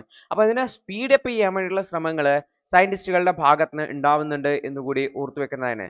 അപ്പോൾ ഒരു എഞ്ചിനീയർഡ് എൻസൈം എന്ന് പറഞ്ഞു കഴിഞ്ഞാൽ 90% പെറ്റിനെ ഈ ഒരു പ്ലാസ്റ്റിക്കിനെ ബ്രേക്ക് ഡൗൺ ചെയ്യാൻ വേണ്ടി പറ്റും. പക്ഷെ 17 മണിക്കൂർ എടുക്കും എന്ന് ഓർത്ത് വെക്കുക. അപ്പോൾ ഇതിനെ കുറെ കൂടി ഫാസ്റ്റ് ആക്കിയൊക്കെ മാറ്റുവാണെങ്കിൽ നമുക്ക് ഇൻഡസ്ട്രിയൽ യൂസിനൊക്കെ ഉപയോഗിക്കാൻ വേണ്ടി പറ്റും. അപ്പോൾ ഇവിടെ സ്പീഡ് ഒരു ക്രൂഷ്യൽ ഫാക്ടർ ആണ്. കാരണം ലാർജ് സ്കെയിലിൽ ഓപ്പറേറ്റ് ചെയ്യണമെങ്കിൽ കുറഞ്ഞ സമയത്തിനുള്ളിൽ അതിനെ നമുക്ക് എന്ത് ചെയ്യേണ്ടതായിട്ടുണ്ട്, ഈ ഒരു ബ്രേക്ക് ഡൗൺ ചെയ്യേണ്ടതായിട്ടുണ്ട് എന്ന് കൂടി ഓർത്ത് വെക്കണം. അപ്പോൾ ഇതുമായി ബന്ധപ്പെട്ട് ഇതിന്റെ എൻസൈംസിന്റെ എഫിഷ്യൻസി ഇംപ്രൂവ് ചെയ്യാനൊക്കെ ഈ ഒരു റിസർച്ച് ആൻഡ് ഡെവലപ്മെന്റ് നടക്കുന്നുണ്ട് എന്ന് കൂടി ഓർത്ത് വെക്കുന്നതാണ്. അതേസമയത്ത് ബാക്ടീരിയയെ നേരിട്ട് പ്ലാസ്റ്റിക് ഡീഗ്രേഡേഷൻ ഉപയോഗിക്കുന്നതിനെ സംബന്ധിച്ചുള്ള ഡിസ്കഷൻസും നടക്കുന്നുണ്ട് എന്ന് കൂടി ഓർത്ത് വെക്കുക. സയന്റിഫിക് ഡെവലപ്മെന്റ് നടക്കുന്നുണ്ട്. അപ്പോൾ ബാക്ടീരിയയെ പ്ലാസ്റ്റിക്കുകളെ, പുതിയ പെറ്റ്, പോളി ഒലിഫിൻസ് അല്ലെങ്കിൽ പോളി അമൈഡുകൾ, നൈലോൺ പോലുള്ള പ്ലാസ്റ്റിക്കുകളെയൊക്കെ ഡീഗ്രേഡ് ചെയ്യാൻ വേണ്ടിയിട്ട് ബാക്ടീരിയ സ്പോർസിനെ നേരിട്ട് ഉപയോഗിക്കുന്നതിനെ കുറിച്ചുള്ള റിസർച്ച് വർക്കുകൾ നടക്കുന്നുണ്ട് എന്നുള്ള കാര്യം ഓർത്തു വെക്കേണ്ടതാണ്. അപ്പൊ ഇതിലെ പ്രധാനമായിട്ടും കാർബൺ ഡൈ ഓക്സൈഡ് ആയിട്ടും വാട്ടർ ആയിട്ടും ബയോമാസും ആയിട്ടും ഒക്കെ പ്ലാസ്റ്റിക്കിനെ കൺവേർട്ട് ചെയ്യാൻ പറ്റുന്ന രീതിയിൽ ബാക്ടീരിയ ഉപയോഗിക്കാൻ പറ്റും. പക്ഷെ ഇത് എൻസൈംസിനെയും കമ്പയർ ചെയ്യുമ്പോൾ സ്ലോവർ ആയിരിക്കും. പക്ഷെ ഇത് ഡീഫോൾട്ട് ആയിട്ട് നശിച്ചു പോകുന്ന രീതിയിലാണ് എന്നുള്ള ഓർത്തു വെക്കുന്നത് തന്നെ. അപ്പൊ ഇതിന്റെ സ്പീഡും എഫക്റ്റീവ്നെസ് ഒക്കെ ഇംപ്രൂവ് ചെയ്യാൻ വേണ്ടി ശ്രമിക്കുന്ന രീതിയിലാണ് ഇപ്പോൾ റിസർച്ച് ആക്ടിവിറ്റീസ് നടത്തുന്നതെന്ന് കൂടി ഓർത്തു വെക്കേണ്ടത് തന്നെ. പക്ഷെ ഇത് വേഴ്സറ്റൈൽ ആണോ, നമുക്ക് wide variety of applications use ചെയ്യാൻ പറ്റുമോ എന്നുള്ളൊരു കൺസേൺ ഈ മൈക്രോബ്സിനെ യൂസ് ചെയ്യുന്നതുമായി ബന്ധപ്പെട്ട് ഉണ്ട് എന്നുള്ള കാര്യം കൂടി ഓർത്തു വെക്കേണ്ടത് തന്നെ. അപ്പൊ ഇവര് ഉദ്ദേശിക്കുന്നത് വെച്ചാൽ ബയോഡീഗ്രേഡബിൾ ആയിട്ടുള്ള പ്ലാസ്റ്റിക്കുകൾ ഉണ്ടാക്കുക എന്നുള്ളതാണ് ബാക്ടീരിയയെ ഉപയോഗിച്ചുകൊണ്ട്. അപ്പൊ ഇതില് ഹീറ്റ് റെസിസ്റ്റന്റ് ആയിട്ടുള്ള ബാക്ടീരിയൽ സ്പോർസിനെ പ്ലാസ്റ്റിക്കിലേക്ക് ഇൻസേർട്ട് ചെയ്യുക എന്നുള്ളതാണ് ഉദ്ദേശം. അതിനുശേഷം കുറച്ചു കാലം കഴിഞ്ഞാൽ അതിനെ മെറ്റീരിയലിനെ ഡീഗ്രേഡ് ചെയ്യാൻ വേണ്ടിയിട്ട് ഈ ഒരു ബാക്ടീരിയൽ സ്പോർസ് സഹായിക്കും എന്നുള്ളതാണ്. പക്ഷെ ഓർത്ത് വെക്കുക, ഇതിനെ ഡീഗ്രേഡ് ചെയ്യാൻ വേണ്ടിയിട്ട് മാസങ്ങളൊക്കെ എടുക്കും. പക്ഷെ മെല്ലെ മെല്ലെ നാച്ചുറലി പ്ലാസ്റ്റിക്കിനെ ഡീഗ്രേഡ് ചെയ്യിക്കുന്ന രീതിയിൽ, നമ്മൾ ജൈവ മാലിന്യങ്ങൾ ഡീഗ്രേഡ് ചെയ്യുന്ന രീതിയിൽ പ്ലാസ്റ്റിക്കിനെ ഡീഗ്രേഡ് ചെയ്യാൻ വേണ്ടിയിട്ട് ഇതിനെ കൊണ്ട് പറ്റും എന്ന് കൂടി ഓർത്ത് വെക്കേണ്ടതാണ്. അപ്പൊ ഇതിലേക്ക് എൻസൈംസിനാണെങ്കിൽ ഒരുപാട് പ്യൂരിഫിക്കേഷൻസ് ഒക്കെ വേണം. പക്ഷെ ഇവിടെ ബാക്ടീരിയ പ്ലാസ്റ്റിക്കിൽ കുറെ കൂടി സ്കെയിലബിൾ ആയിട്ടുള്ള രീതിയിൽ ചെയ്യാൻ വേണ്ടി പറ്റും. ഈവൻ സ്മോൾ എമൗണ്ടിൽ റിപ്ലിക്കേറ്റ് ചെയ്യാൻ പറ്റും തുടങ്ങിയിട്ടുള്ള അഡ്വാൻറ്റേജ് ഉണ്ട് എന്ന് കൂടി ഓർത്തു വയ്ക്കേണ്ടതായിട്ട്. അടുത്തൊരു വാർത്ത എന്ന് വെച്ചാൽ നാസയുടെ ബെന്നു സാമ്പിൾ റിക്കവറിയിൽ നിന്നും ലൈഫിന്റെ ബിൽഡിംഗ് ബ്ലോക്കുകൾ ആസ്റ്ററോയിഡ് സാമ്പിൾസ് നിന്നും കണ്ടെത്തി എന്ന് പറഞ്ഞിട്ടുള്ള ഒരു വാർത്തയാണ്. നമുക്ക് നോക്കാം എന്താണ് ഡീറ്റെയിൽസ് എന്നുള്ളത്. നാസയുടെ Osiris Rex space craft 2020 asteroid Bennu എന്ന് പറയുന്ന ഒരു ആസ്ട്രോയിഡിൽ നിന്നും കുറച്ച് സാമ്പിൾസ്, റോക്ക് സാമ്പിൾസ് കൊണ്ടുവന്നിട്ടുണ്ടായിരുന്നു. 2023 ഭൂമിയിലേക്ക് റിട്ടേൺ ചെയ്തിട്ടുണ്ടായിരുന്നു. അപ്പൊ ഇത് പരിശോധിച്ചപ്പോൾ അതിൽ കെമിക്കൽ, അതായത് ലൈഫ് ഫോം ചെയ്യാൻ ആവശ്യമായിട്ടുള്ള അമിനോ ആസിഡ്സും ന്യൂക്ലിയോടൈഡ്സ് ഒക്കെ അതിൽ കണ്ടെത്തി എന്നാണ് പറയുന്നത്. 20 14ഓളം ന്യൂക്ലിയ അമിനോ ആസിഡ്സ് കണ്ടെത്തിയിട്ടുണ്ട്. അതാണ് പ്രോട്ടീൻസ് ഫോം ചെയ്യുന്ന ജീവന്റെ ബിൽഡിംഗ് ബ്ലോക്കുകളാണ്. അതുപോലെ തന്നെ എല്ലാ 5 ന്യൂക്ലിയോ ബേസുകളെയും, അതായത് DNA-യുടെയും RNA-യുടെയും ബിൽഡിംഗ് ബ്ലോക്കുകളായിട്ടുള്ള ന്യൂക്ലിയോ ബേസുകളെയും ഈ ബെന്നു എന്ന് പറയുന്ന ഈ ഒരു ആസ്ട്രോയിഡിൽ നിന്ന് കിട്ടിയ സാമ്പിൾസ് കണ്ടെത്തിയിട്ടുണ്ട് എന്നുള്ളതാണ്. അപ്പോൾ ഈ ഒരു ഫൈൻഡിങ്സ് ആണ് പ്രത്യേകിച്ചും ആസ്ട്രോയിഡ് ബെന്നുവിനെ പോലുള്ള ആസ്ട്രോയിഡുകളാണ് ഭൂമിയിലേക്ക് ഇത്തരത്തിൽ ജീവന്റെ കാരണമായിട്ടുള്ള ഈ ഒരു ഇൻഗ്രീഡിയൻസിനെ കൊണ്ടുവന്നത് എന്ന് കരുതുന്നുള്ളത്. അപ്പോൾ ഈ ഒരു ഡിസ്കവറി സജസ്റ്റ് ചെയ്യുന്നത് വെച്ചാൽ ഇത്തരത്തിൽ സ്പേസിന്റെ വിവിധ ഭാഗങ്ങളിൽ ഇത്തരത്തിലുള്ള സാറ്റലൈറ്റുകൾ ഉണ്ടാവും, ഈ ഒരു മെറ്റീരിയൽ എത്തിയിട്ടുണ്ടാവും. ഇത് ഈ ഒരു ഭൂമിക്ക് പുറത്ത് ജീവൻ ഉണ്ടാവാനുള്ള സാധ്യതയെക്കുറിച്ച് ഹൈലൈറ്റ് ചെയ്യുന്നതാണ് ഓർത്ത് വെക്കേണ്ടത്. ഓർത്ത് വെക്കേണ്ട കാര്യം എന്ന് വെച്ചാൽ നോർമലി നമ്മുടെ ഭൂമിയിലേക്ക് വരുന്ന മെറ്റീരിയൽസിന്റെ ഒക്കെ സാമ്പിൾസ് ഭൂമിയുടെ അന്തരീക്ഷത്തിലേക്ക് വരുമ്പോൾ തന്നെ കണ്ടാമിനേറ്റഡ് ആയി മാറും.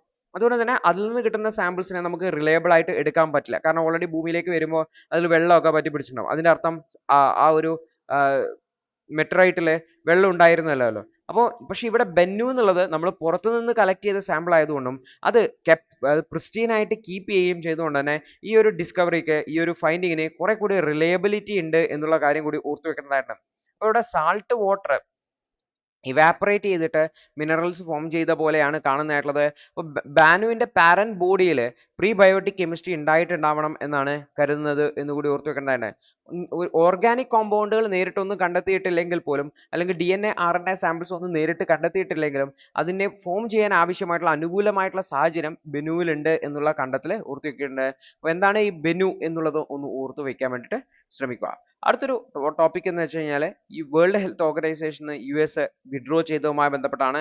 നമ്മൾ ഓൾറെഡി ഈ ഒരു ടോപ്പിക് ഡിസ്കസ് ചെയ്തിട്ടുണ്ടായിരുന്നു. കാരണം വേൾഡ് ഹെൽത്ത് ഓർഗനൈസേഷൻ വലിയ ഫൈനാൻഷ്യൽ സപ്പോർട്ട് 18% ഫണ്ടിങ് നൽകുന്നത് US ആണ്. സോ ഇതിനെ റീപ്ലേസ് ചെയ്യാൻ ഏറ്റവും കൂടുതൽ ഫണ്ടിങ് നൽകുന്ന US ആണ്.